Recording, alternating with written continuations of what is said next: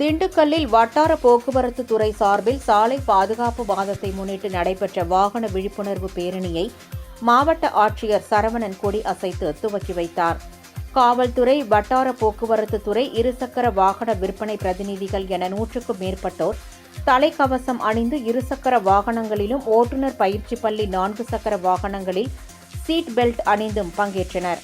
மாவட்ட ஆட்சியர் முகாம் அலுவலகத்திலிருந்து தொடங்கிய இந்த பேரணி தலைமை அஞ்சல் நிலையம், காமராஜர் பேருந்து நிலையம், காமராஜர் சிலை, வெள்ளை விநாயகர் கோவில், பழனி ரோடு, வாணிவிலாஸ் சிக்னல், தாடிக்கொம்பு சாலை வழியாக அங்குநகர் பள்ளியில் நிறைவு பெற்றது.